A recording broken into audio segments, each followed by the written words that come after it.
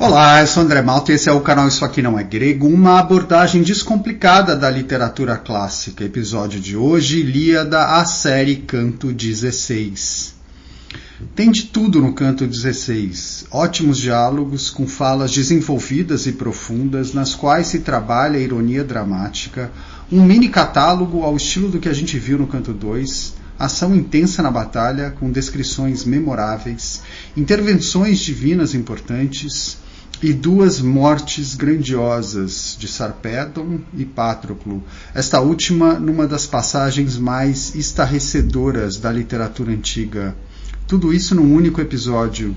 Com seus quase 900 versos, o Canto 16 é como que uma tragédia à parte dentro da Ilíada, e por isso nos dá pistas sobre o sentido ou os sentidos desse épico.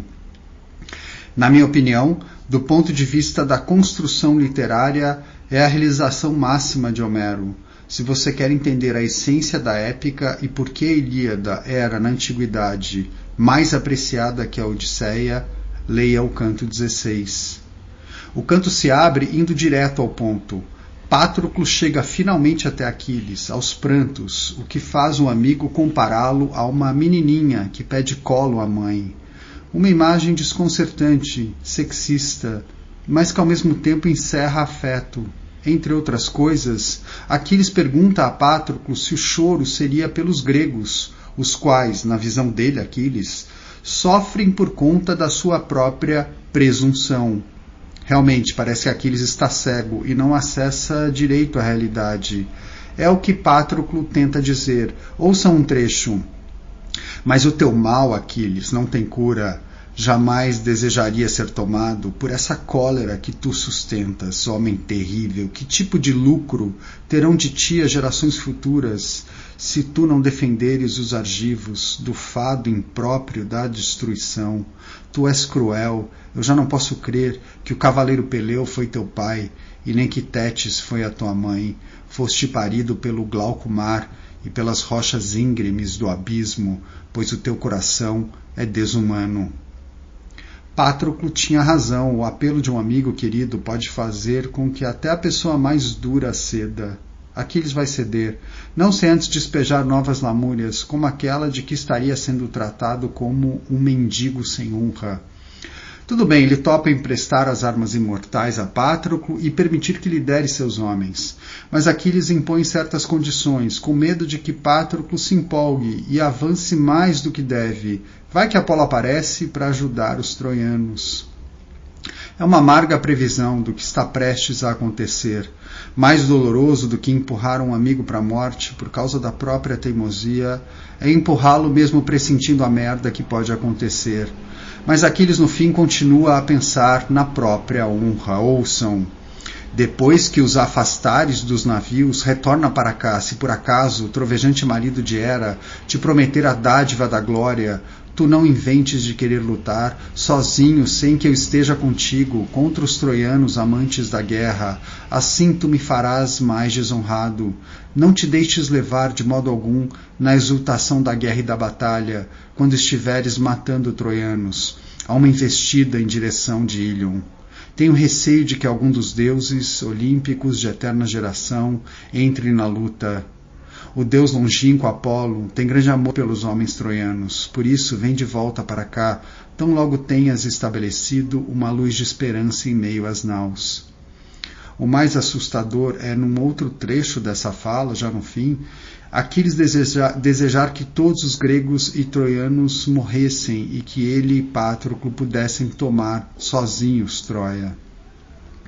Mas não há mais tempo para conversa. A primeira nau grega foi incendiada, apesar dos esforços do grande Ájax. Patroclo veste as armas imortais de Aquiles e pega também a sua parelha divina, conduzida por Automedonte. Automedonte vai ser para Patroclo o auxiliar que Patroclo era para Aquiles. É hora então do momento catálogo, para destacar o contingente dos mirmidões que ainda não tinham lutado na Ilíada, e dá tempo ainda de Aquiles dar uns conselhos aos homens antes de partirem. Sozinho no acampamento, Aquiles decide dirigir uma prece a Zeus, pedindo que Patroclo voltasse com vida. Sim, uma prece dirigida ao showrunner que já faz um tempo decidiu que Patroclo estava marcado para morrer. É aquele momento em que o narrador intervém para sublinhar a ilusão do personagem. Ouçam primeiro o que Aquiles pede a Zeus. Mas tão logo ele afaste a gritaria e a luta para longe dos navios, permite que retorne para mim, incólume de volta às naus velozes, ainda em posse de todas as armas e com os seus valentes companheiros. O narrador retorna então. Assim ele falou em sua prece, e Zeus astucioso escutou, mas uma coisa o pai lhe concedeu, e outra coisa negou que se cumprisse. Para que Patroclo afastasse a guerra e a luta para longe dos navios, ele deu permissão, porém negou que voltasse com vida da batalha. Logo que aparece com as armas de Aquiles, Patroclo é confundido com o grande herói, o que ajuda a dar um respiro. Mas a confusão de identidades não vai ser tão explorada por Homero. Logo, Patroclo passa a ser reconhecido. O fato é que sua ação é tão devastadora quanto seria de Aquiles, e por isso acaba matando Sarpedon, o filho de Zeus. Vale lembrar que, como acontece com o próprio Aquiles e outras figuras, o gene imortal é dominante. Se seu pai ou se sua mãe é mortal, você é mortal. No caso de Sarpedon, Zeus debate com Hera se vai permitir que o filho morra, ao que ela responde que poupá-lo seria abrir um precedente perigoso. Hera sugere, porém, que os deuses Sono e Morte subtraiam o corpo de Sarpedon da batalha depois, para ser sepultado na Lícia, conselho aceito por Zeus. Autorizada a morte de Sarpedon e com Zeus chovendo sangue pelo filho, Homero narra assim a atuação de Patroclo. Mas avançou com bronze contra ele, o filho de Menécio, e não foi vã a lança que voou de sua mão, pois atingiu bem onde as entranhas cobrem os músculos do coração. Despencou da maneira que despenca um carvalho ou um álamo prateado, ou então um pinheiro bem frondoso que os homens carpinteiros nas montanhas derrubam com machados afiados, para tornar-se a quilha de um navio. Assim também à frente dos cavalos e de seu carro jazia estirado, agonizando enquanto se agarrava em vão sobre a poeira ensanguentada, à semelhança de um leão que avança contra o rembanho e dilacera um touro, de grande coração, da cor do fogo, que em meio ao gado de passo tardonho, grunhindo, já sem forças, logo morre, entre as mandíbulas do predador. Assim o líder dos guerreiros lícios, nas mãos de Patroclo, perdia a vida. Glauco, o primo de Sarpedon, assume a defesa do cadáver, para que não fosse pego pelos gregos e suas armas roubadas. Só que a balança virou. Zeus infunde covardia em Heitor, e todos fogem diante da reação grega, o que permite que as armas de Sarpedon sejam sim pegas pelo inimigo. Mas seu corpo não. Zeus manda Apolo tirá-lo de lá e entregá-lo a Sono e Morte. O que ele faz? É o próprio Apolo, então, que decide deter Patroclo, que já se aproximava das muralhas. 3 vezes Patroclo tenta escalá-la, mas na quarta ouve do deus que recuasse. Apolo insufla então Heitor, e Heitor manda seu auriga na direção de Patroclo. Mais uma vítima fatal, que Patroclo trata com sarcasmo, dizendo que ao tombar morto mergulhava com agilidade. Mas é a hora de Patroclo que está chegando, e desta vez Apolo vai ser inclemente. É a cena estarrecedora que eu mencionei no início. De forma sobrenatural, Apolo deixa Patroclo sem as armas divinas e impenetráveis, permitindo que um guerreiro menor, Euforbo, o atinja, antes de Heitor completar o serviço. Vale a pena citar a cena na íntegra. 3 vezes investiu esse guerreiro, equiparável ao veloz deus Ares, com um grito de guerra pavoroso, e 3 vezes matou 9 inimigos. Porém, na quarta vez em que tentou avançar feito um símile dos deuses, nesse momento, Patroclo, brilhou o lampejo final de tua vida, pois Febo Apolo veio ao teu encontro. No meio da duríssima batalha, o deus terrível, Patroclo, no entanto, não viu que ele avançava pela turba, pois estava coberto em muita névoa enquanto vinha em sua direção. Aproximando-se dele por trás, bateu no meio de seus ombros largos com a mão espalmada um safanão que fez com que seus olhos revirassem e com que o elmo de bronze voasse para bem longe da cabeça dele. Rolando pelo chão, foi ressoando até chegar aos pés de seus cavalos, o elmo crinado de quádruplos cornos. A crina de cavalo que o adornava maculou-se de sangue e de poeira.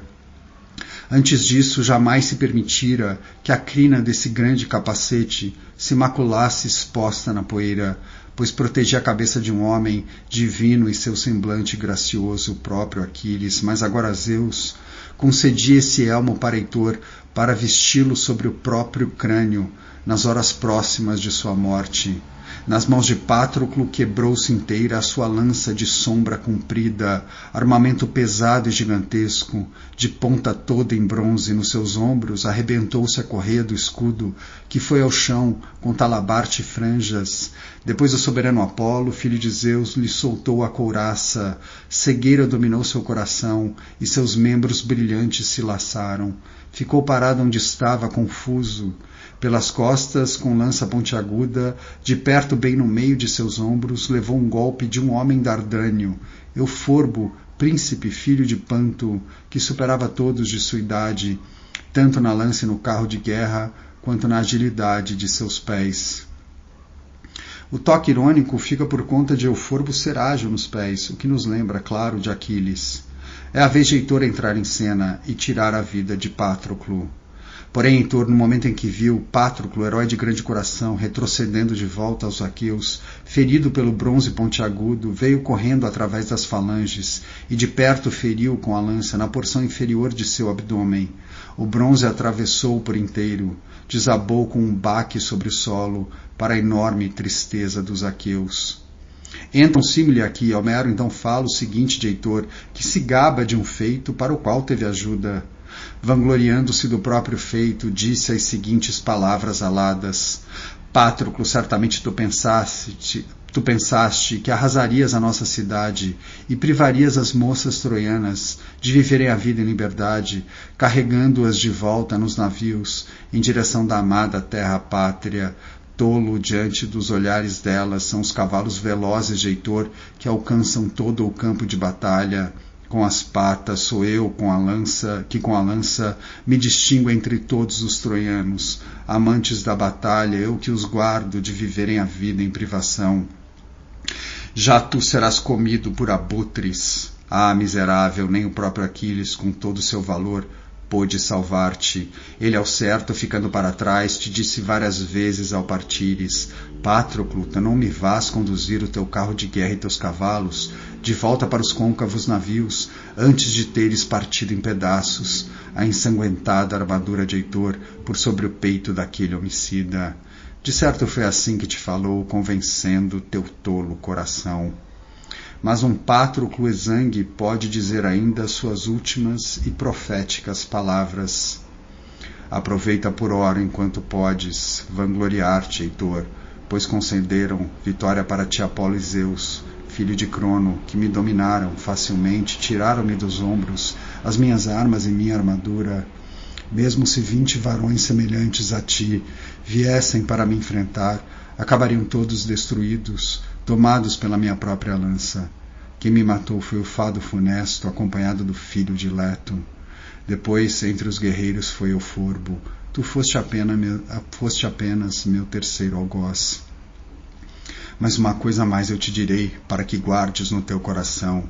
Também tu próprio não hás de viver por muito tempo mais, agora mesmo já se colocam bem perto de ti a morte e o fado forte de que tu serás domado pelas mãos de Aquiles, o herói da estirpe ácida e impecável. Depois de ter falado dessa forma, a morte derradeira o encobriu. A sua alma abandonou-lhe os membros e foi voando em direção ao Hades. O sobrevivente que se gaba é a próxima vítima. Eu fico por aqui, obrigado por ouvir e até a próxima.